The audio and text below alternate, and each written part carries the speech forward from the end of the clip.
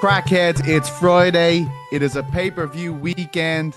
It is very, very exciting to be an MMA fan right now. My God, what a week in this wild, wild sport. The broadcast deal. I mean, it's all out there. What's happening with these bonuses? What's happening with all this new revenue? We're going to talk about all of this later on. But of course, there happens to be a big fight happening in Chi-Town. And my God, do they like them some Khamzat Chimaev over there. He got a hero's ovation yesterday at that press conference. And DDP, on the other hand, not well liked in Chicago, you could say. And in fairness, not really an Aaron Pico town either by the sounds of things. And Lerone Murphy getting some love, I felt anyway. It is an absolutely huge fight. I mean, we've been talking about this one since it started, since it was announced. DDP, the most unlikely hero of the middleweight division, against Khamzat Chimaev, the guy we've been counting down to becoming a champion since July 2020. It is so interesting. Unfortunately today, my usual hatted friend is not here. He has to take this vacation once a year, as we told you guys last week, where he goes and picks out his hat, should I say, for the next 12 months. And that's where he is today. But fear not.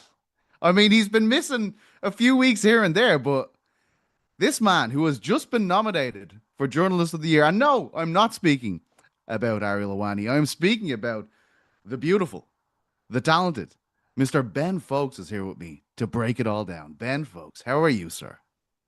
I'm doing great. I really feel like this is my year on the Journalist of the Year. All I need is to develop some sophisticated hacking skills, stuff the ballot box, and finally, it will finally be the year that someone other than Ariel Helwani wins. At what point does he have to just, we call it the Ariel Helwani Award. He he removes himself from the running because no one but him has ever won, have they?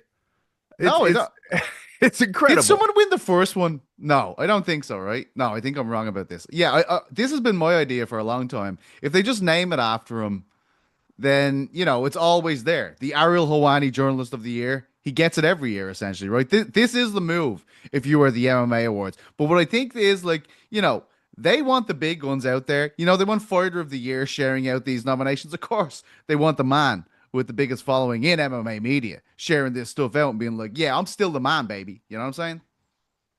I'll just say this to anybody listening to the sound of my voice right now. I'm going to look right at you when I say it. If you don't go over there and vote for Uncrowned as the best media source of the year, you're dead to me. Yeah. You hear me? You're dead to me. Don't ever ask me for anything. Don't ever come up to me in the streets. Oh, Ben, my kid's sick. Can you give to our GoFundMe? No. Not if you don't vote for Uncrowned media source of the year. Come on. You know we deserve it. You know that in your heart. Look in your heart. You know that this is true. We're keeping this whole fucking shit alive, to be honest with you. Like we don't need to go off on a tangent here, but I mean, who else is doing this shit out here? You know what I mean? It's crazy. It's crazy what we've been doing. And shout out to the great Shaheen Al-Shadi, who's enjoying a bit of a vacay this week. A well-deserved vacay. Well-deserved. Oh, definitely. And thank you. You've been editing all my beautiful words. Have you been inspired by what you've seen? I love editing your stuff for the same reason that I love these conversations with you, because I know every time I'm gonna hear or encounter a phrase where I'm just like, I feel like through context I kind of know what that means, but I've never heard this ever in my life. Spanner in the works was a new one there for me.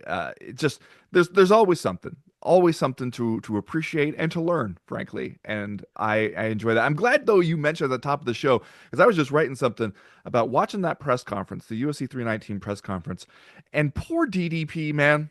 He shows up and they just showered him with boos. He got about 5 or 6 words into his first answer to the first question, and they shut him down with boos. And you could see the look on his face. Like he rolled with it after that, but there's a good 3 to 5 seconds when they start booing him where you can see the look on his face where he's just like, what did I do? What the hell did I ever do to the city of Chicago? And what the hell did Khamzat Chimaev ever do for you people? They were just all in for Khamzat and just hating on DDP. And you could just see that he was just kind of like, I am the champion, you guys. I don't deserve this. And I felt sorry for the man, honestly. Man, it's crazy, and we'll have the footage to show you guys this later. We should probably start with the weigh-ins, but I mean, I am completely captivated by this dynamic as well, Ben. To be honest with you, and I do want to talk about it later, but we do have a title fight. Bit of a weird situation with the scales there today. A lot of people jumping on like MVP needing the old box of shame, but here is Hamzat Chimaev, who is 183. He certainly didn't think that he was going to be 183 based on his approach to the scales, but quite a low weigh-in for a man who struggles at times to get down, or so we believe. But look at this. I mean, he didn't let those Chicago boos dampen his spirits, Ben. Look at how chipper the Yeah. champion of the world is right here. He is having the time of his life. Look at him, emaciated, dehydrated, but a big smile. You gotta love it. Well, yeah, I mean, you can see it in his face that, that's a man who has cut weight, but he seems to have lots of energy. He doesn't. We've seen people practically crawl up there and be trembling as their body is wondering where all the nutrients suddenly went. This guy, he looks excited, looks enthusiastic, looks ready to fight. I do like when you see some people, like especially when they feel like, maybe I'm gonna miss weight, maybe I'm not, and they will approach the scale as if like if I just step on it gingerly enough, like as if they're stepping out onto a raft, in a swimming pool, and they're just like, if I ease on there, everything will be fine. This guy just all smiles, jumping right on there, hitting the flex on you. That's the guy who's ready to fight, man. I'm telling you, I think we're doing it to him again, where we're all looking at this and being like, all right, here comes the underdog champion, but he's the last person to be convinced that he is not good at fighting. That's a guy who seems like he's pretty confident headed into this. Oh, absolutely, absolutely, and I think that is the big intriguing part of this for me. It would be both so on brand for both of these fighters to win this fight, right? Like so on brand for Dricus du Plessis to win it, and also so on brand for Shimoyev to come in and just destroy him within a minute, and all of us be like, "Well, yeah, this guy's pretty fucking good at fighting." Before we move on to break down this main event further, we should mention, and we don't have any video of this, but Mr. Brian Battle obviously has struggled with weight in the past, moved up to middleweight to avoid such issues for 319. Came in 4 pounds over at 190. An unholy miss for his prelim bout. Not a good look for Brian. And we know, Ben, that the UFC, they don't take this shit lightly. No. Especially if they lose the fight, and we're right on the cusp, right? I think it is going ahead. I think there's discussions happening now. I will actually check this as I'm talking to you guys. But the UFC can get really pissed off if things fall through at the 11th hour. Yeah, I mean, this fight, this fight card, I guess the good news is it started with a ton of fights. It had a big lineup here, and so you already lost a couple to injury earlier on this week. This one seems like, from what I saw just floating around online, seems like Brian Battle going to give up 30% of his That's purse. right. Yeah, I see that here. But the fight will go on. And to me, I always think too, when they usually do the 30% of the purse, depending on the state athletic commission, maybe, but it's like 30% of the guy's show money. It ought to be 30% of the total purse, because if he goes out there and beats you after showing up 4 pounds overweight, then you should get 30% of all his money, because Of course. like to soothe you a little bit and to say thank you for taking the fight anyway when you didn't have to. It is wild to miss weight at welterweight and be like, all right, learn my lesson, going up to middleweight, miss weight there too in the very next fight, like back to back fights like that in different weight classes. That's where we start to just be like, hey, do we need to make a rule at home about no ice cream in the freezer? Do we need like what is it? What's going on? Because I get it. Hey, if that ice cream's in the freezer, I'm gonna eat it. I know that about myself, and so I keep it. I'll make a rule for yourself, Brian Battle, that the ice cream has to be an out of the house thing. You got to make a special trip to get it. You have to run to get it, right? You Yeah, have to there go you on a go. 5K jog to get the ice cream. Yeah, it's crazy.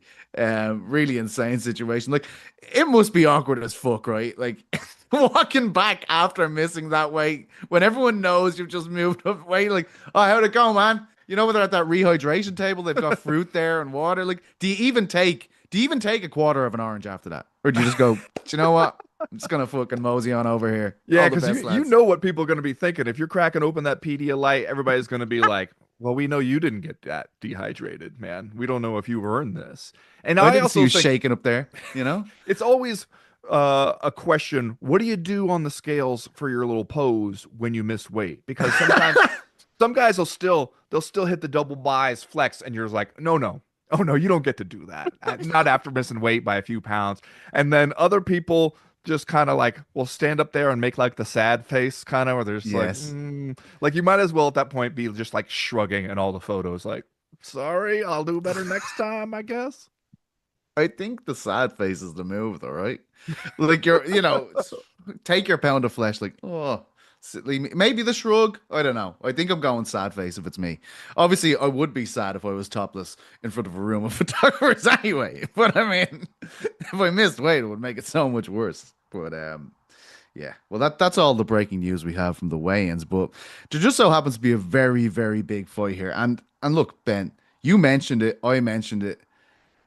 The Chicago people are feeling some kind of way about this, and I believe we have some video footage. Andy is with us today on Air Jordan. Yeah, no, I can see it in the comments already. Yes, he is on vacation once again. On Air Jordan has enjoyed sun holidays for the eighth time this year, which has ruled him out of producing the crack here. But here it is. Here, get a load of the Chicago people and their reaction to this main event. Oh, Joe's gonna go and fuck him up, bro. That's it. And for Dricus, you said this week, once again, you don't do this for the money, you don't do this for the fame, it is for the greatness. How fulfilling towards your greatness will beating this undefeated challenger be on Saturday night? Absolutely everything. I mean, oh, here we go. Let's see how long you can go this time, almost. You've already lost half your troops, guys. You've already lost half the troops. Oh, no, that's disappointing. Come on, America, come on. Let's hear the boo. Here we go. Yeah, there we go. Oh, no, short-lived. I thought so. This will mean to me exactly what it meant to beat every other guy before this. It's not about the opponent. It's not about who I face. It's about defending that bout every time somebody steps up to try and take it from me. That's all that matters to me. Oh, Ben, just before we get into this, I've got some devastating news. On Air Jordan from his son holidays, from his son Lounger, has just contacted me to say he sent me a tweet from Aaron Bronstetter, great journalist Aaron Bronstetter. Brian Battle v Nursultan Rizaboyev is off the Well, UFC 319 card per the promotion. That ain't gonna go well for Brian Battle, I don't feel. no, it won't. I think they still have like 12 fights on this card, though. So it's Yeah, not as if like you lost three this week. You lost this one, you lost the welterweight Tough finale, which I'm sure yes. was devastating news for both people who watched that season of Tough and were looking forward to that fight. You also lost King Green, his fight with Carlos It Diego was Ferreira. crazy. Everyone Yeah. said he couldn't walk. Yeah, he's in the Instagram video holding up his crutches, saying that he couldn't even walk. So, that's a rough one for him. But yeah, you still have a very full night of fights, so it won't be so bad. But yeah, they're not going to thank Brian Battle for doing that. Certainly, the thing about this press conference video, for one thing, I guess I kind of get people being super into Hamzat. I didn't expect it maybe to that extent. When you step back, you go, all right, this guy has all the pieces in play that MMA fans love, where he's just a super aggressive fighter, always talking about smashing people, goes out there, fights like, he's double parked outside and he's in a hurry.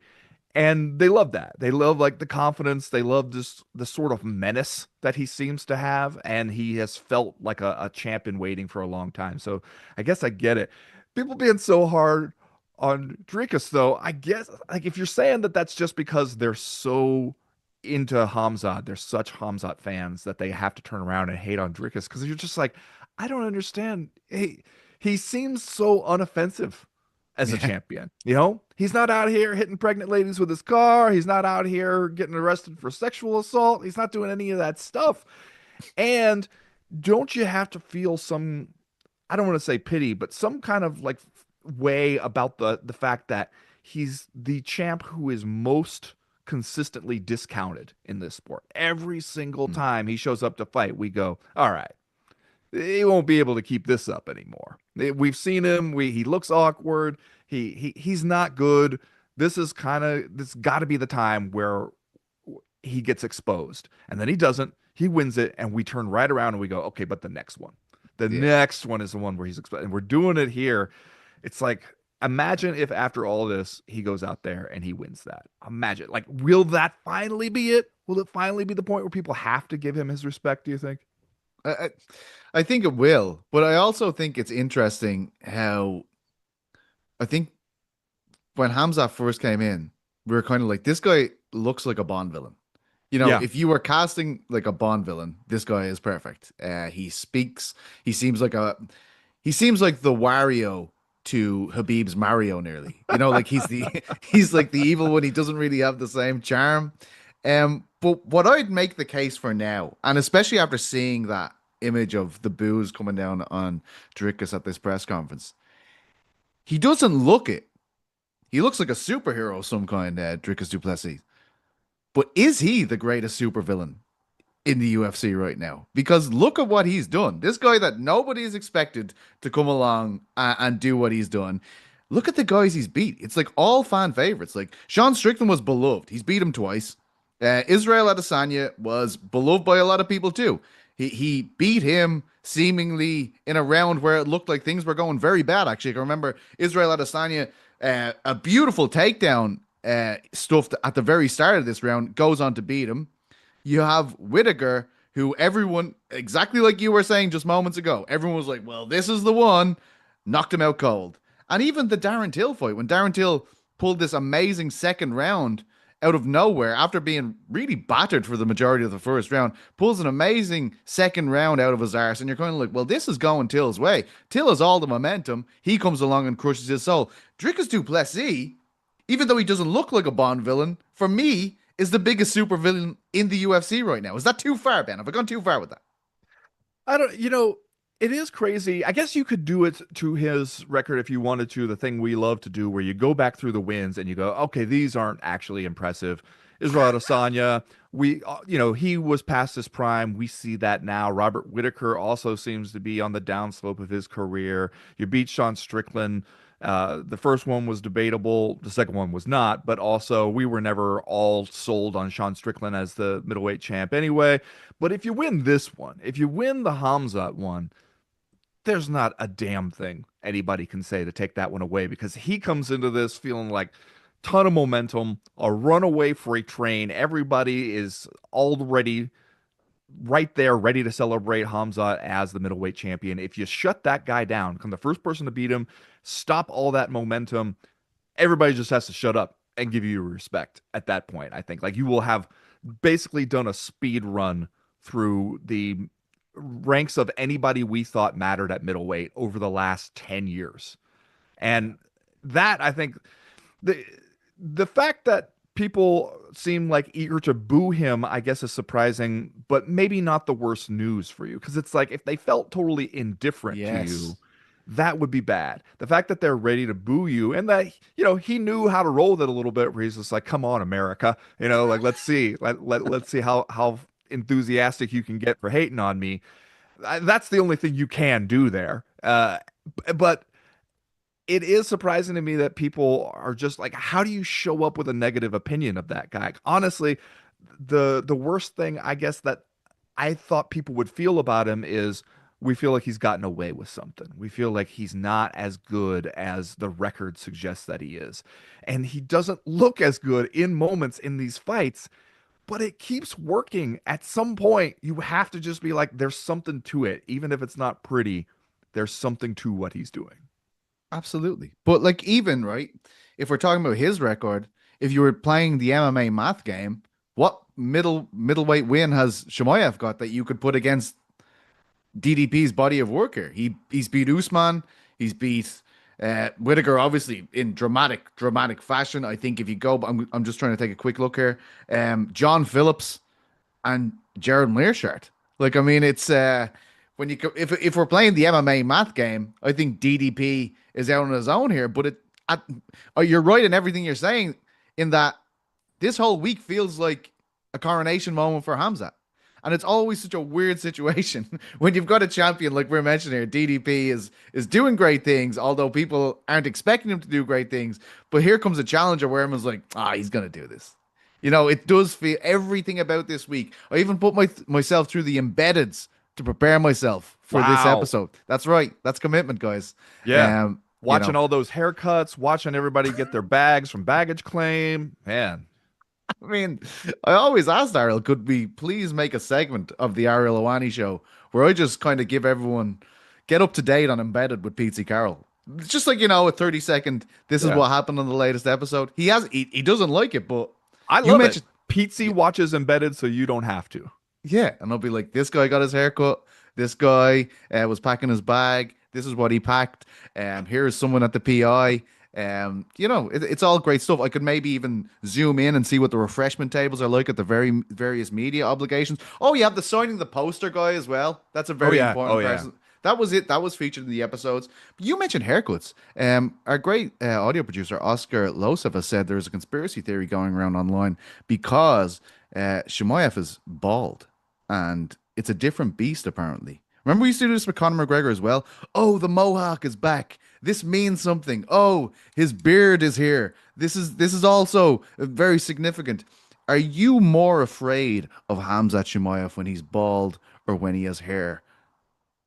That's the question. I mean, I don't think you want to see that guy anytime, no matter what the hair situation is. Like you see that guy coming down the street, like just the look that like he has like resting malice face where he always looks like he is ready to do something terrible to you and doesn't even necessarily need a reason. So I think honestly, totally bald and big bushy beard, that's kind of a scary combo on anyone. That'll make almost anyone look tough, and he already looks tough and seems tough. So yeah, there's maybe something to that.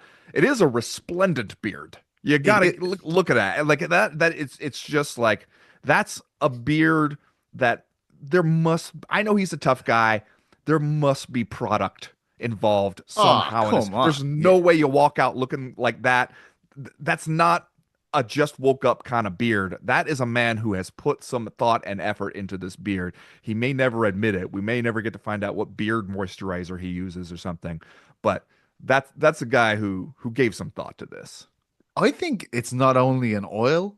I think there's some hairspray in there, dude. Because the volume, I mean, it's just not. You're not getting that naturally. You know what I mean? It has a fade. His beard has a fade. That's incredible stuff right there. That's a guy who knew, like, all right, I'm getting ready for my big close-up moment on TV. I want to make sure I get right beard-wise. And, it's not, I guess, surprising that MMA fans have gotten all on board for Khamzat, because we were having this conversation, and I saw you and Chuck having this conversation in your roundtable article this week, where you're just like, does the UFC have a preference here? I think you come out of that press conference, and if there was any doubt, the UFC is definitely going, we might like to see Khamzat win. People seem all into the idea of Khamzat, so if that guy's the champion, we can do some business here.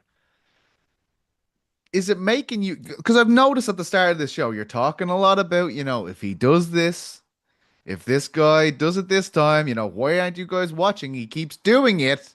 This might be it appears to be his most stringent test, his most, a guy at the peak of his powers kind of test compared to some of the others. Is this making you feel differently than the masses in Chicago? Everything you've seen this week, Ben. I know you love Embedded and the rest of it.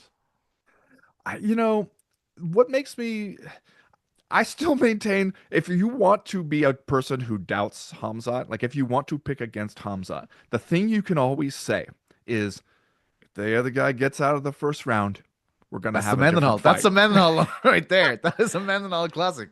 I said it when he fought Robert Whittaker, and I still maintain that for all anybody knows, I was right. That's like, true. You go out there against this guy. Somebody posted this thing, and I retweeted it this week, where it was a compilation of the first like 10 seconds or so of every Khamzat fight in the UFC so far.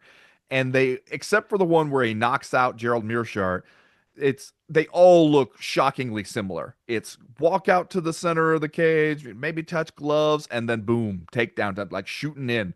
And shooting in sometimes from far away, not a whole lot of setup, not a long feeling out period. Just like, look, you know what I came to do.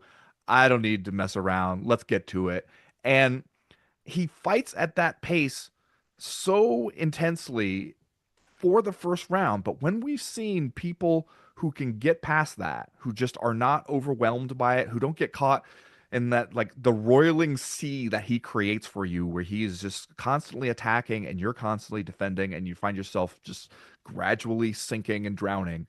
If you can get through that phase, he does, from what we've seen, when the few times it's happened, start to slow down. He starts to turn into a different fighter. We also know that if he can't get you out of there early and can't wrestle you in the first round en route to a submission, you get later in those fights, like we saw in that Gilbert Burns fight. If you can call him into a brawl, he will answer that call, even if it's not a good idea for him, even if it's not his best chance to win. He cannot resist that, I think. And so if I'm Dricus, man, I gotta see round 3. I gotta Don't even worry about winning rounds 1 and 2. Get through those, make it, make him work. We know Dricus is the guy who looks the most tired, but somehow does not seem genuinely tired. It's incredible how he does it, because you see him in some of those fights when the pace is really high and you're going, no way. There's no way this dude can last. He's gonna gas out any moment. He looks stiff. He's moving like a guy who's tired. And then 10 minutes later, it's flipped. He is still going, still looking awkward, but still going. And the other guy is looking tired. Like, if he can get into later rounds against Hamza, I think that it becomes a completely different fight. Yeah, it is one of his great superpowers. Like, I often think that DDP looks tired after round 1. Like, genuinely, I'm like, he is gassed. Like, this is not going well. And I can remember I was rewatching his fights this week, and there was a part, I can't remember what fight it was, but it's like one of the commentators is correcting Bisping, and he's like, Bisping, he told me to tell you, he can't breathe through his nose, so his mouth's going to be open in the first 2 minutes. Like, you know what I mean? So he's breathing like, he's fighting. It looks crazy, but he's always in there. As I said, there are so many examples of this. I think the Adesanya fight is a great example of a guy looking like he is spent. Adesanya looking like he's in the ascendancy. In that 4th round where he stopped, at the very start of that round, he stuffs a takedown. DDP gets up and he just looks, all right, well, that was my big shot. And Adesanya suddenly starts chewing him up, and you're like, there's no way this is going to go well for DDP. And 2 minutes later, he's submitting him. And the same again with the Till fight. Till had a horrific first round, came out, had a lot of success with kicks to the leg, with his big, beautiful left hand that he throws, that backhand, and you're suddenly thinking, DDP, this is not looking good for you, comes out in the 3rd round and just demolishes him. So it is something that is very unique to him. I can't remember seeing that in any other fighter where it's like, this guy is completely spent, but you can pull it out of his arse. It's unbelievable. Cannot wait for the fight, but there are other fights on this card. The co-main event stars Aaron Pico. And Aaron Pico has had one of those careers that has been under the microscope since day one. I still remember Zach Freeman with that guillotine choke in his debut, and suddenly Freeman is like, on Ariel's show, this guy who was kind of brought in as fodder against Aaron Pico. He has lost to Henry Corrales. He's lost to Adam Barks. There was a shoulder injury. Jeremy Kennedy, he lost via shoulder injury.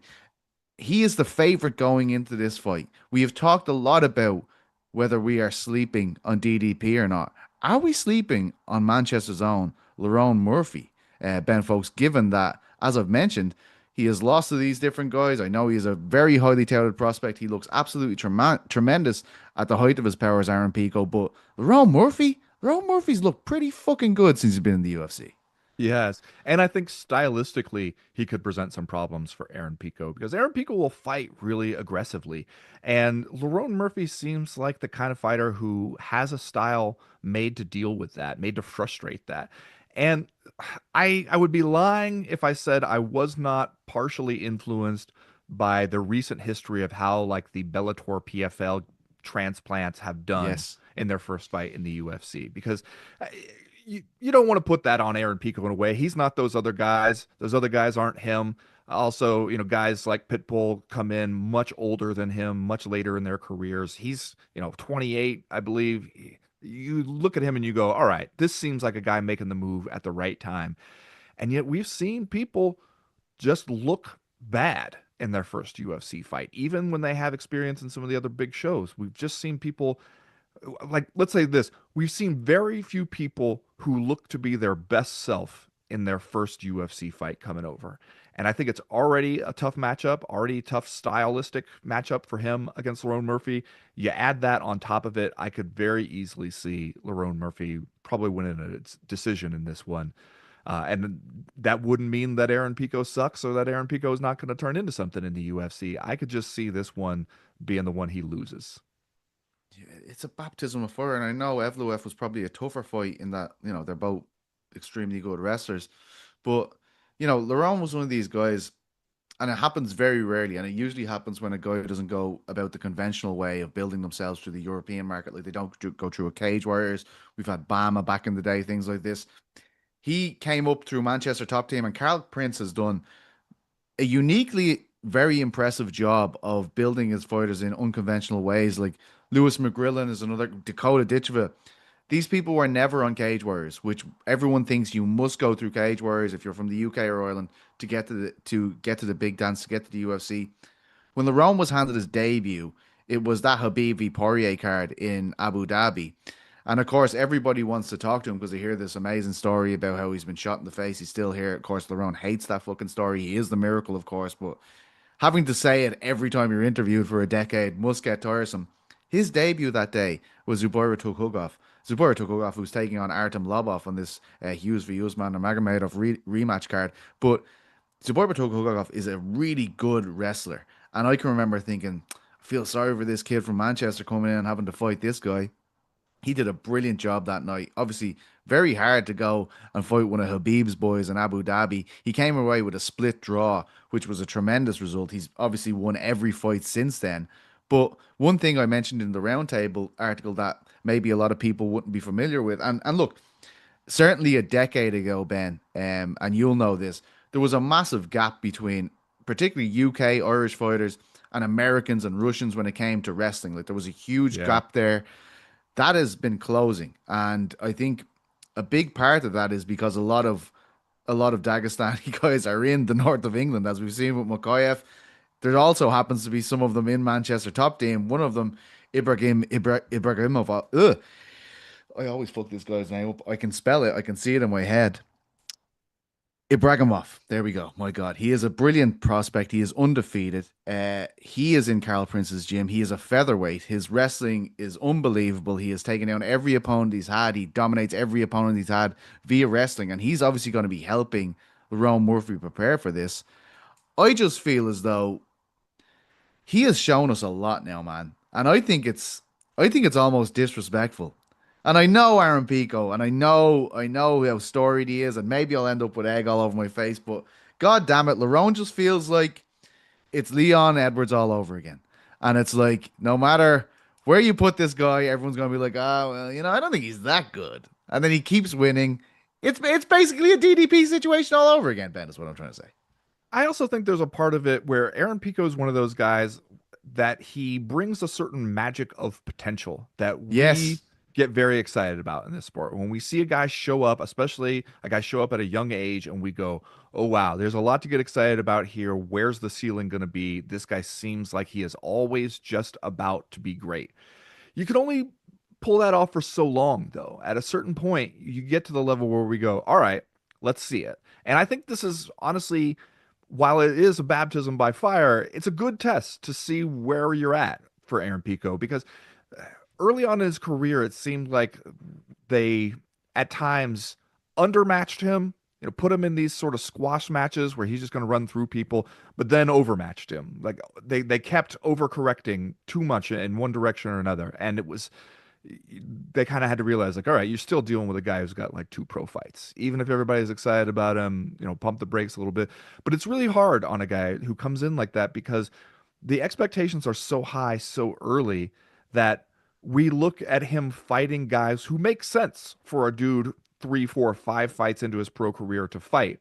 But we also, since we have those high expectations, turn around and go, he hasn't fought anybody yet. And we just don't do that to people where we don't even learn about them until they're 12-1. You know, those people don't have to deal with those expectations. And to come in now with that on your shoulders, he's had some experience dealing with that, but it's going to be a different level in the UFC. And against Lerone Murphy, who's just like a tough guy, I think, for a lot of people to figure out. Aaron Pico fights so aggressively. I expect him to go right at Lerone Murphy early on. But Murphy's got that kind of style, man, where I could see him managing the distance well, frustrating some of those Aaron Pico attacks, and the next thing you know, we're in round 3. Maybe it's 1 round apiece, and Aaron Pico has spent the best stuff he had. Like, I could easily see that being the outcome. Yeah, speaking about potential, Ben, Carlos Prates is back after that fight against Ian Gary. How much has that fight and just the opening 4 rounds of that fight? He just looked like he could not figure Gary out, and Gary deserves all the credit in the world for that. He is a very tricky guy. I mean, I say this every time he fights. Everyone has trouble figuring this guy out. Yeah. Prates certainly did that night. I know he had a great finish to the fight, and I know a lot of people were giving Ian a hard time about how that finished up, but this is a 3-round fight against Geoff Neal, who was a savage too. Another man who has lost to Ian Machado Gary. But has it taken a bit of the luster off Prates for you, how he performed against Gary? Not really, just because I feel like it's way more common that people struggle in that way against Gary than they don't.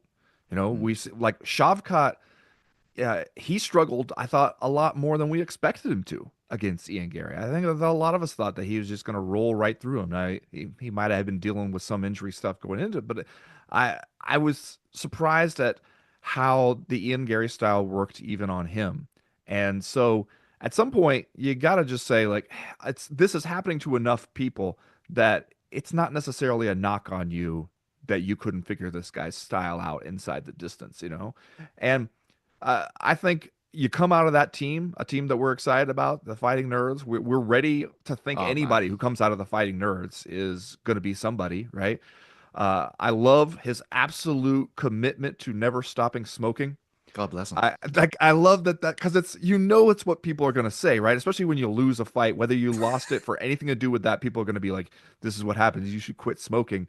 And I loved when he was on Ariel's show, and like the way he phrased it at one point was something like, "Yeah, I know I should stop smoking, but I really enjoy it." That's so true. There's so something delicious. about that I feel. God bless him. I want to see him somehow go out there, get a big win, and then just step right outside the arena, like go right out a back door and stand by a dumpster in like a shallow yellow light or something, and light up a cigarette, take that first puff, and just enjoy the ecstasy of it. There's got to be nothing like for that guy like a cigarette right after a win in the UFC, right? That's got to be a great. He's probably in the shower in the locker room with a dart in hand, just really living his life, and I love that for him. One of my favorite things ever is when he won in Australia and he's up doing the press conference, and they're like, "Oh, so they'll ask him something about smoking at it, obviously." And he's like, "Oh yeah, they're really expensive here. Do any of you have cigarettes?" I think he got some cigarettes off the journalist there. And he's like, "Thanks so much." Out he goes. He's a fucking legend. You gotta love that shit. When MVP was announced against Jared Cannonier, I was like, "Oh well, this is a very different fucking story than Shara Bullet. This is a very, very different story." And Cannonier is 41, but I gotta say. And he is a charismatic guy, and he's done this his whole career with me. MVP's winning me over this week, man. That man is glowing. He looks very excited. Even I don't know if it was the weighing scales, but I mean, he had to get the old hoop of shame out there to even hit 186. I mean, have I been sleeping on MVP, the middleweight? Perhaps I have. I'm definitely warming to the idea. Now, obviously, there is a good chance that Jared Cannonier just sprints at the guy and manhandles him to the ground. He is a savage too, but I gotta say, I'm feeling a lot better about this fight than I did when it was announced, Ben. Do I need to cool my optimism here? I don't think so. This is another one of those if fights where you go, if Cannonier can get his hands on the guy, if Cannonier can land clean, or if he can just manage that distance well and get in there, get where he wants to be against MVP, then you could absolutely see him winning it. But MVP is tough for a lot of people to figure out inside of 3 rounds. And like, it's just not enough time for a lot of people to even understand what is happening in there and figure out where he's going to be. Because especially it's just like, you give that guy so much room to work in a cage, you're never quite sure what he's going to throw at you. He's got so many different ways to attack you. And so you've got to respect that. You can't just go charging straight in on a guy like that. He's going to make you pay. But at the same time, if you sit back and let him start doing his stuff, then it's also hard to win that. Like, he's an expert at chipping away at people, winning these fights where you can see the other guy just getting frustrated and going, will you stand still?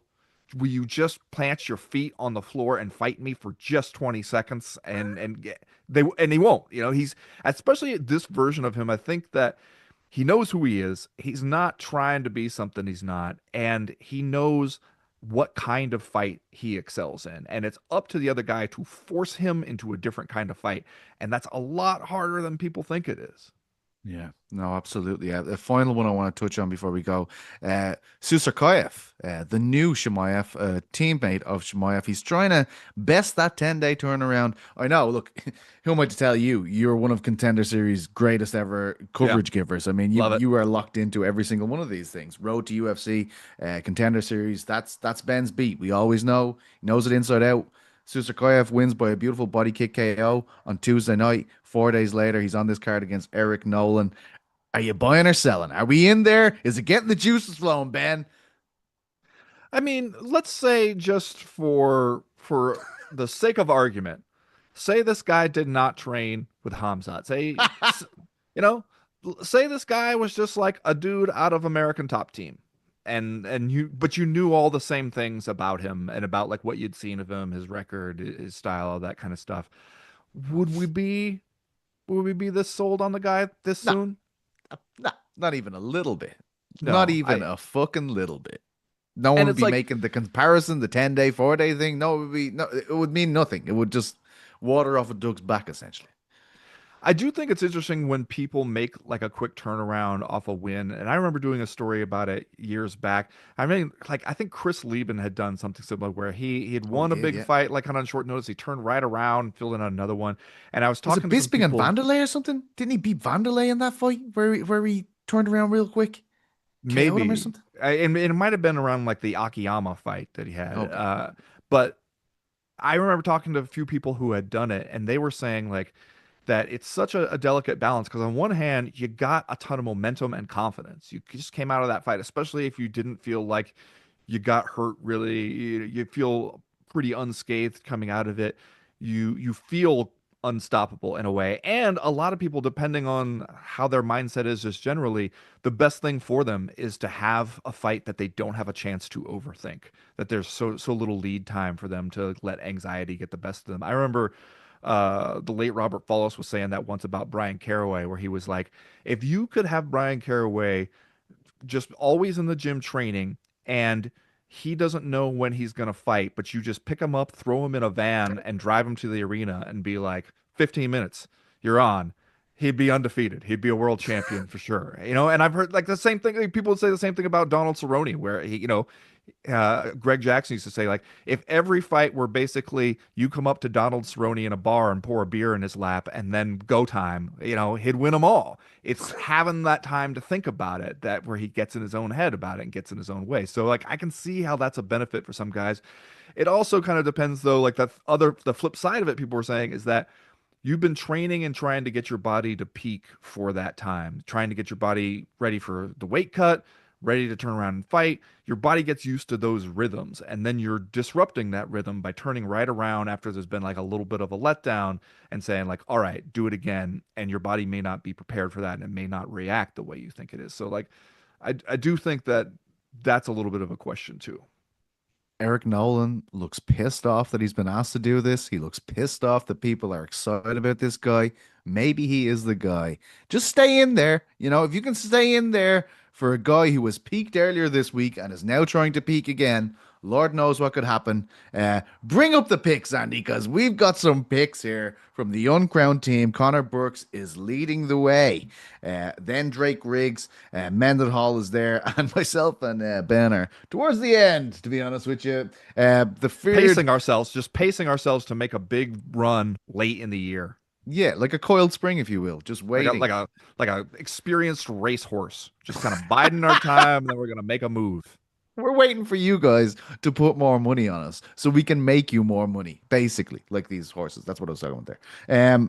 Ben, you're a man of your fucking word. You've gone with DDP. I mean, he is sway. Like I feel like we talked about this like 8 weeks ago, and we were kind of planting the seeds. Like, oh, this is gonna be the fucking one. You've shown the balls here. You've gone. Do you know what? Fuck this. I'm going with DDP. He's gonna fucking win this fight.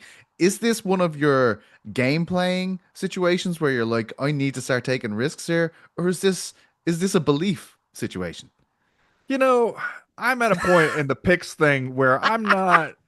I can't think about what anybody else is doing. I need to think about what I'm doing. And I don't want to be out here all the time being like, it's unfair the way people refuse to give DDP his respect. And then when it comes time to make a pick to be like, but I think he's going to get his ass kicked on Saturday. Like I wouldn't feel good about doing that. I need to put my money where my mouth is and I can see it. I still maintain if you can get out of that first round, I think his chances go way up. I want to see, you know how the UFC will love to show you the live odds at the start of a round or something and see how they shifted.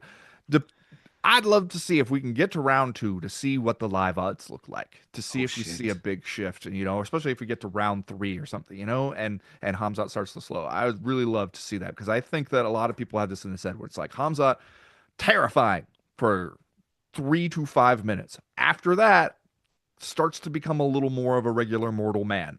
So I feel somewhat comfortable picking DDP, although if Khamzat does go out there and 2.5 minutes in, he's on DDP's back, flatten him out, and is trying to crush his entire dental work, I'll be like, well, yeah, we knew that was possible too. Well, look, we have only got we only have differing picks on that main event. I've gone for Chimaev, and then we have both gone for Murphy, we have both gone for Prates, we've both gone for MVP, and we have both gone for Koyaskor. Up at the top of the table, Conor Burks, Chimaev, Aaron Pico, Carlos Prates, Michael Page, and Koya Sakura, and our hatted friend who is away, Chimaev, Pico, Prates, Page, and Asakura. You can check that out. We will be posting that on the Uncrowned socials. I'd love to get a few back on Al Shadi. I'd love to climb ahead of Mysterious Frank there. I mean, a perfect week last pay-per-view for Mysterious Frank has put him in this situation. So kudos to him. But we can't have this, Ben. We can't have Mysterious Frank ahead of us in this. I gotta say, I don't feel super comfortable realizing that me and Mysterious Frank are the only ones picking DDP. That gives me a moment of pause, honestly. He's coming off a perfect week, though. Remember that. Okay. Remember that. Look, there was some other news this week. I don't know if you're aware of this, Ben. Big time broadcast deal signed by the UFC. 7.7 of those billions, 1.1 billion per year going to the UFC. And I don't know if you heard this, and I'm sure you're going to be very excited about it. The bonuses are going up, and we have some video of Dana White confirming as much. And the fighter pay stuff, obviously that's going to go up, and the fighters are going to get money. Do you guys look at that as a case-by-case contractual basis with each fighter? Or what's the question? I'm getting there. Do you look at it case-by-case with each fighter, or do you go, right, we're going to up? What was the first part of the question? Fighter pay. Fighter pay. Yeah. So do you look at it as like case-by-case on each fighter, or do you go, right, we're just going to up the base pay and maybe up the bonuses? How do you sort of figure out the fighter pay rising? Yeah. These are. Listen, I'm not going to have any comments on that yet because we still got to get together and figure this stuff out. It's August. We have till January to figure all that stuff. But the low-hanging fruit that's easy to answer, bonuses are obviously going up. So, that'll be big. And just forget about the tide rising with all the other fighters. I mean, just the number that the bonuses bring to a fighter is, that's millions of dollars. I've told a bit of a lie here because Ben actually definitely knows about this because he has a fantastic article up about this, where he goes back in time and casts his mind back to various bonuses. Leonard Garcia being a key feature in this article that you've wrote about here, and you've also converted olden days money in the UFC bonus world to today's money. And correct me if I'm wrong, some of those maybe 10-year-old bonuses that Garcia had would be worth up to about $110 in today's money. Is that correct, Ben? $110,000. Yeah. Sorry, that's what I meant. Yeah. I mean, the interesting thing is that a guy like Leonard Garcia in 2011 was making bonuses that even before you adjust for inflation beat the hell out of the UFC bonuses that they've been given for like the last 10 years. And when you compare the UFC's profits and revenue now compared to 2011, it's a joke, man. Like they're so much more profitable now, even before this TV deal kicks in. The UFC that is giving these guys $50,000 bonuses and making them feel grateful to have it is doing so much better than the UFC that was giving people $70,000 bonuses that are worth, 110 grand in today's money back when it was not doing nearly as well. And that is one way it makes it easy to manage fighters when it comes to fighter pay and keep it so that it does not ever become a real issue that the UFC has to address, because you cycle people in and out of this sport so much and so fast that to everybody who's in the UFC now, hey, 50 grand, that's just what it is, man. They don't even question that. They don't even think about that. They're just like, how do I get my hands on that 50K bonus, man? Even in my memory, when I was thinking about Conor McGregor asking Dana White for the money, and it becomes like this iconic line. And in my memory, he's saying 50 G's, Dana, like 50 G's, baby. And then I go back and I watch the video. He's saying 60 G's because that's what it was then. And again, it's like the UFC revenue today crushes not just like we're doing a little bit better, absolutely crushes what the UFC was making then. And they've somehow gotten away with paying the fighters less than they were paying them then. And the fighters just kind of have rolled over and decided like, all right, that's just what it is. The question for me is when he says like, all right, obviously the bonuses are going up. Notice that when the UFC signs these deals, they got hard numbers. They know exactly what they're getting. When it comes to what the fighters are going to get from all this, we'll figure it out. The same way John Morgan asked in this same press conference, what do you do for the guys who are champions who get points on the pay-per-view? And they have that in their contract. And that's a big reason why they wanted to become champions in the first place. Now you're basically just taking that away from them and not giving them anything. Like, what do you have to do to compensate them so that the money still works out right for them? And Dana White's answer was like, the smart kids in accounting will figure it out. And you're like, that ain't an answer, man. If I'm DDP, if I'm one of these guys with a belt, if I'm Ilya Taporia, especially where I'm a star, I'm selling big pay-per-views, and you're just being like, don't worry, man, the eggheads in accounting will figure out how to make your money right. I'm going, no. We're going to talk about this now. We're going to talk about this before I put on another pair of gloves because you just took millions of dollars away from me and put it in your own pocket. How do we make that right? And the bonuses, the question is, how much of the bonuses go up by? If they don't at least double, it's a joke. They have to at least double to even just sort of like keep pace with inflation over the years. And even that, even doubling them to 100,000 each wouldn't really represent a true increase to like be on par with you're getting a fair or even close to fair portion of what you are making for the UFC. Like the number I threw around was just because it was the last time the bonuses went up was for UFC 300 when they gave 300 grand bonuses to everybody on the card or all four, four bonuses.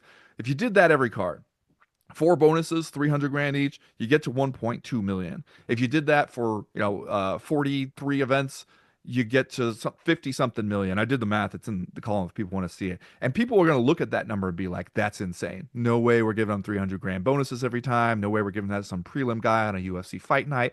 50 million and just in bonuses over the year. It's crazy. It represents less than 5% of what the UFC is going to average out per year on this deal. Less than 5%. And that's just this one TV deal. That's not ticket sales and site fees and sponsorships and international TV deals. It's just this one TV deal, and it's still less than 5% of it. They absolutely could afford to do it. I don't see them doing that. I think we probably end up Like, I wouldn't be surprised if we There's end up no with fucking way. 75 grand, you know, Yeah. like 75 grand, maybe you get to 100 grand. I don't think you get higher than that. And even that is, the fighters will rejoice at that and not realize that they're still getting screwed by that. Yeah, and look, like you mentioned the pay-per-view thing. Tom Aspinall's on the show. Not a phone call. Like, nothing. Like these guys who a substantial amount of their income is determined by pay-per-view buys. Not even a fucking phone call. Like, I mean, it's their own fault, right? The fighters, they're in this situation because they haven't collectively bargained. Like, I mean, it's literally a punchline now. Us talking about the idea of a union. It's not a real thing. It doesn't feel like it's ever going to be a real thing. And look, the bonuses thing to me, it's a lot of bollocks because you get 4 of them per card. There's 24 fighters on a card. It doesn't matter to fuck if one person goes off with an extra 100,000 or whatever. I was kind of saying this on the show the other day. Most people, like, up until recently, like recently being because of Contender Series has sped along careers to a way which I don't think is actually very good for regional scenes, because they're taking these guys before they've made names for themselves, before promotions, who need regional names to make money, to create like scenes. Like, there used to be a lot more scenes in MMA back in the day because these guys weren't rushed into these situations. It would get to the point where a McGregor in Ireland, people in the street are like shouting at Dana White. They're on social media. You don't get it anymore because lads are rushed in. But for the most part, like a few years ago, guys would be working for 10 years before you got to the UFC. And then you get to the UFC and you're on 12 and 12. You're going to get 3 fights in a year. Well, apparently they're going to offer you 3 fights in a year. If you lose those first 2 fights, you're gone. And then you've earned 24,000. You have to pay your manager. You have to pay your coach. You have to pay the tax man. You're all out probably at about 10 grand, and your career is essentially over. Like, I think Ariel kind of said to me, like, he thinks the middle kind of pay package is why he's more concerned at guys who've kind of proven their worth, who've been there. Like, he believes that they should be bumped up to the point where, they can make substantial money being in the UFC for a number of years. But I honestly feel like that base level, that really needs attention too, because people working for a decade of their lives to walk away with 10 grand after 2 unsuccessful fights, to me, it sickens my heart, honestly, Ben. It makes me feel very, very bad about this sport, because I've seen this happen to countless fighters. And I know the fans, maybe even people in the comments, like, well, they aren't good enough. Yeah, okay, I agree with you, but really, you climb to the top of the mountain, the pinnacle of the sport, and you're walking away with like 10 grand after everyone's paid? I think that's fucking crazy. It is, but I agreed with what Ariel was saying there. I watched that one where he was saying the starting pay in the UFC is not bad for combat sports when you compare it to boxing, when you compare it to other MMA organizations. For what those guys bring, if you're a guy debuting in the UFC, for the most part, you didn't sell a single ticket. Nobody is turning on the TV to watch you. They haven't even heard of you, and that's only increased now that, there's so many shows. Like you said, there's a lot less of a ramp up to the UFC. It used to be we'd see a lot more guys debut in the UFC, and we already knew who they were because we'd been hearing about them and reading about them or seeing clips of them. And so we were excited and there was some anticipation. There's hardly any of that now, even with the Contender Series. There's very little of that. Also interesting to note that from the reports I've seen, this deal with Paramount does not include the Contender Series, Ultimate Fighter, Road to UFC, stuff like that, which shows that Precious there's retail retail left on the shelf. Discernment where Paramount was like, nah, we're good on that. We don't, but I do think that it is like, it's those guys where they've been in the UFC for 7-8 years sometimes, and they really do bring you something, whether the UFC wants to admit it or not. The UFC, I know, loves to think of these guys as just interchangeable parts, but a lot of those guys, like a King Green type guy, he allows you to fill out an undercard with someone that people have heard of. And they go, I know this guy. I know that he usually puts on exciting fights. I know that he's worth tuning in for. And he individually might not be feeling like he's moving the needle a ton, but you have a steady collection of those guys at any time in the middle of the UFC roster. And you do need those guys. And those guys should be well compensated. Those are the guys that I think, obviously the top guys are the most underpaid. Because a guy like Tom Aspinall or a guy like Ilia Topuria, if he occupied that position in any other major sport, he'd be a multimillionaire. If you were as good at NFL football as Ilia Topuria is at fighting people in a cage, you're Patrick Mahomes at that point. Yeah, You're Lamar right. Jackson.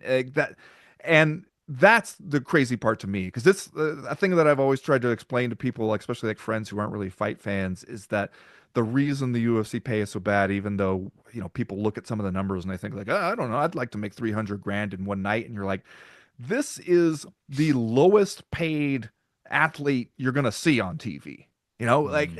Especially major sports wise, like back when they were on the Fox network, one of the jokes that me and Chad Dundas used to make is that the only people you see on the Fox network making less than a UFC fighter are on Cops.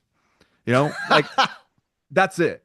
And it's that part is kind of crazy, especially because it's like the UFC loves to tell the viewing audience, like, these guys are stars, they are big professional athletes, they are elite athletes, they are absolutely worth your money. And then when it comes time for the UFC to negotiate with them, hey, you're not somebody special. You're not worth our money. You're worth the money we're telling the fans to pay us in order to see you. And like that to me is the part where a lot of guys should look at this number. It's an eye-popping number. I mean, the 1.1 billion, from what we hear, the deal is backloaded so that we're not really getting 1.1 billion in the first years of it. But it's a huge increase. They're doubling their TV money, essentially, and they were already getting a ton of money just to put on these shows from ESPN. So the fighters should be looking around right now and being like, I know they got it. The question is not whether they can afford to pay us all more. The question is, like, what leverage do you have to force that? Tell me, is this a good thing for the PFL? Then moving to Paramount, ESPN deal for PFL at the end of 2026, I believe Ariel said earlier this week. What way do you think this kind of shakes out for them? I've been talking to some people just around the industry over this past week, just because this is a big enough news story that, a lot of people wanted to talk about it. And one of the rumblings I'm hearing is that PFL is feeling very encouraged by it, because they feel like, all right, look, ESPN got a taste for MMA. They don't want to go just completely dark on MMA with the UFC leaving, especially you're launching your own big thing. You're going to be asking people to shell out for. You need as much content as you can get on there. And PFL is still a budget deal for them. It's still like if you want to be in the MMA business at all, it's not like you're paying a ton for the PFL. And so they think, all right, now the 800-pound gorilla is out of the enclosure. It's just us here. The ESPN has an incentive to give us a little bit more spotlight, make us into a bigger thing. And especially, you hear Dana White talking a lot about the exposure. Oh man, the exposure that the UFC fighters are going to get from this deal. And it's like, are they though? Are they on Paramount Plus? And if you tell me like, all right, hey, CBS is going to be broadcasting a lot of these events. UFC's been on a few different networks at this point. They were on Fox, they're on ABC as part of the ESPN deal. It didn't make a huge difference in terms of like mainstream star power for most of these guys. And so it feels like the exposure argument has been made every single time they switch platforms. It was made when they sold the UFC to Endeavor in the first place. Remember that? Where it was like, all these entertainment industry contacts Endeavor has, man, these people are going to be on late night talk shows. UFC fighters are going to be mainstream stars.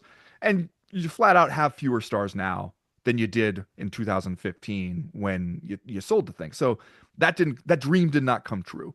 And if PFL is sitting around there going, ESPN is still the thing that people can look up at the TV when they're sitting at a sports bar. You're shoving wings in your face down at B-dubs. You look on the TV. It does sound great right about now. You got a cold domestic beer in one hand.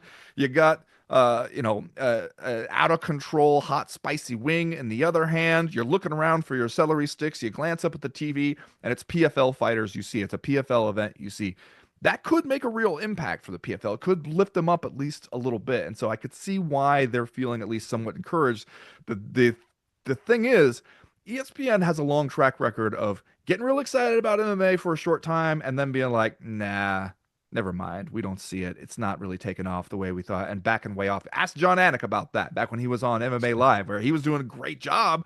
And we were all like, here it is. MMA is getting the big time now. And then they went, nah, never mind. And ESPN also has a track record of going around, scooping up a lot of different rights to a lot of different stuff, and then going, oh shit, we overspent. Where can we cut back? And MMA is one of those things that often ends up being first on the chopping block. And I know I don't have to tell you that.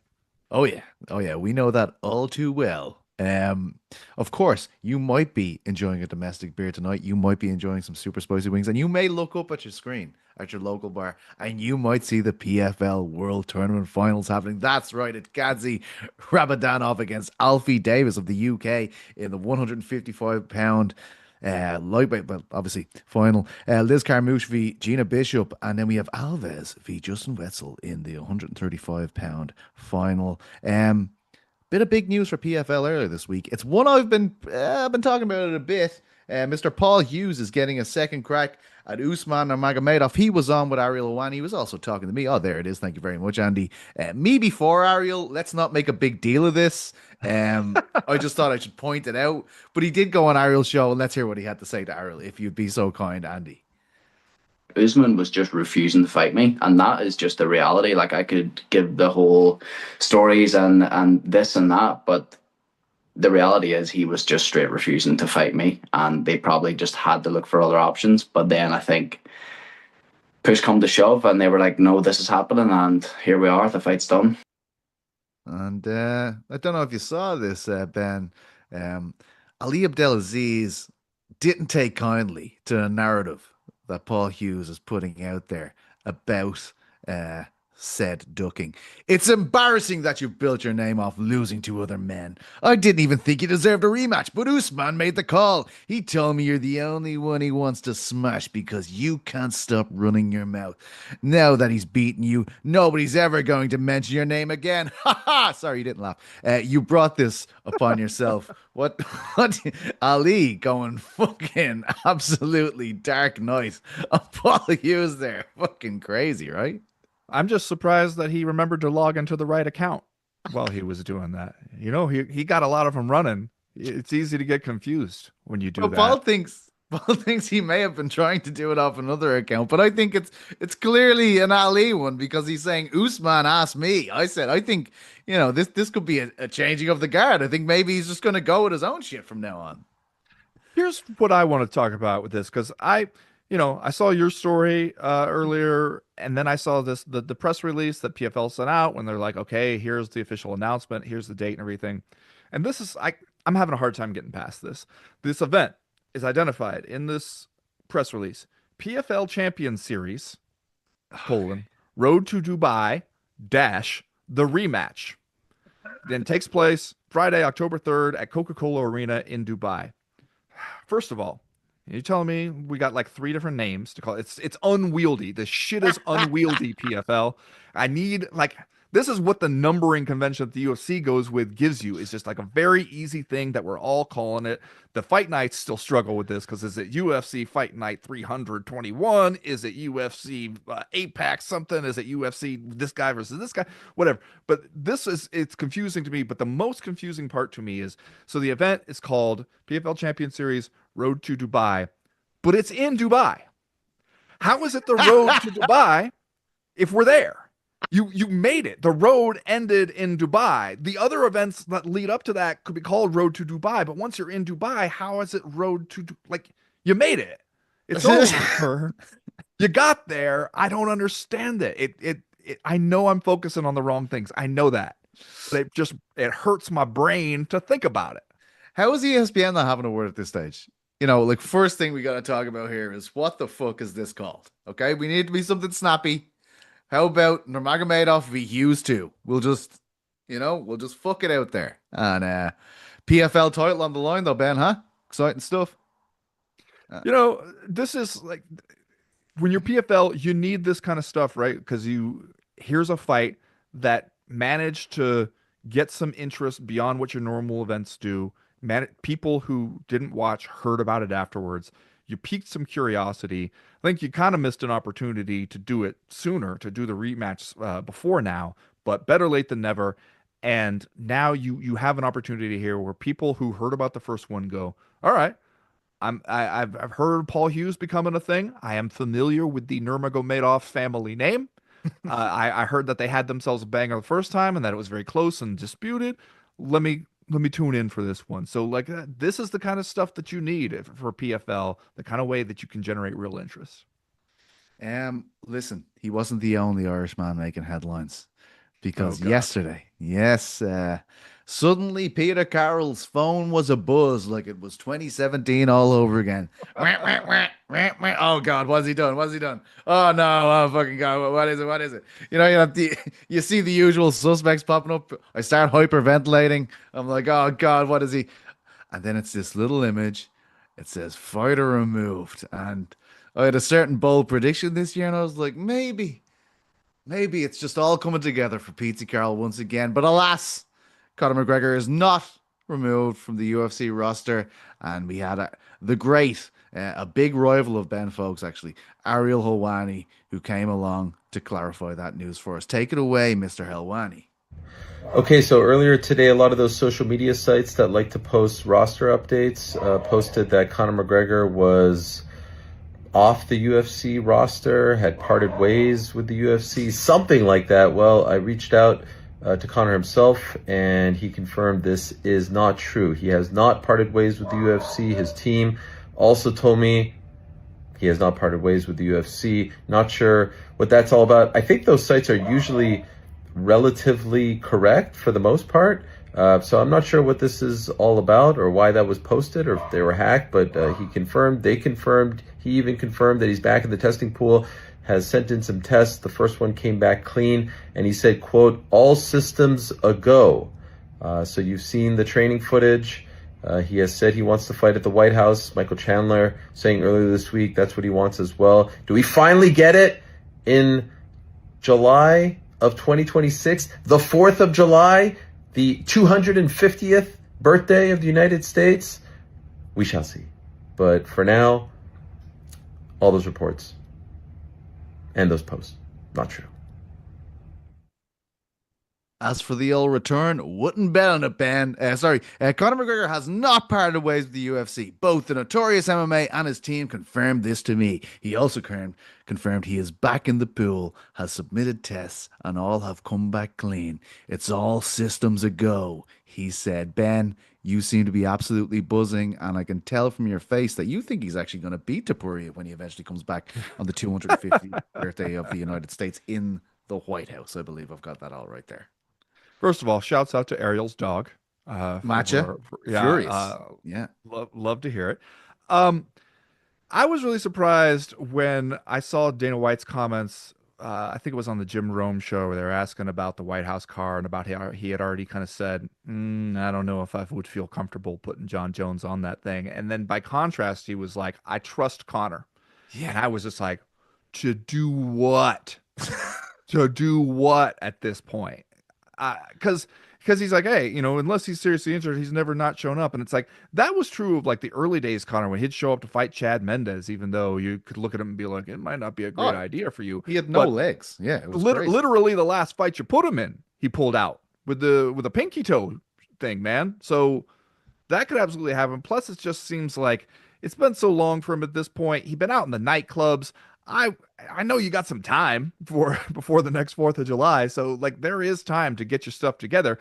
There's also time for him to rack up several more arrests and nightclub punches and things like that. Like there's a lot of time still to go before you could be like, hey, this guy's turned it all around and he's ready to charge. Like I wouldn't, it's crazy to even be sitting around this far out talking about who could be at the thing, because this sport, that's almost a year from now. We could be sitting around just in a completely different situation in several of those divisions, and who knows? So I don't know, though. I would not, if you asked me to lay a bet down on Conor McGregor ever to fight again in the UFC, yes or no, I'm taking no.